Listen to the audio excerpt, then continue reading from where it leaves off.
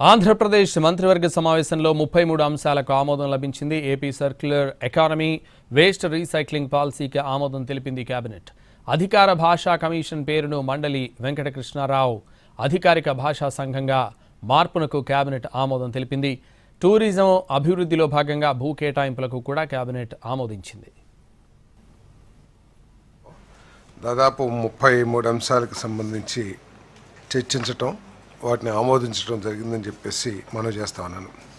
మొట్టమొదటిగా పరిశ్రమలు మరియు వాణిజ్య శాఖ చేసిన ప్రతిపాదన ఆంధ్రప్రదేశ్ సర్క్యులర్ ఎకానమీ మరియు వ్యర్థ పదార్థాల పునర్వినియోగ విధానం 4O 2025-30 ప్రతిపాదనకు రాష్ట్ర మంత్రి మండలి ఆమోదం తెలిపింది.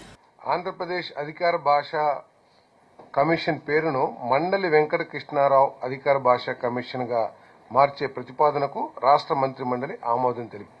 పురపాలక పట్టణాభివృద్ధి శాఖ ఆంధ్రప్రదేశ్ వ్యవసాయేతర భూమి చట్టం 2006 రద్దు చేసే నేపథ్యంలో ఆంధ్రప్రదేశ్ మెట్రోపాలిటన్ రీజియన్ మరియు అర్బన్ డెవలప్మెంట్ అథారిటీలు చట్టం 2016, Andhra Pradesh capital region development authority చట్టం 2014, ఆంధ్రప్రదేశ్ టౌన్ ప్లానింగ్ చట్టం 1920 మరియు ఆంధ్రప్రదేశ్ మున్సిపాలిటీల చట్టం 1965లకు కొన్ని సవరణలు చేసే ప్రతిపాదనకు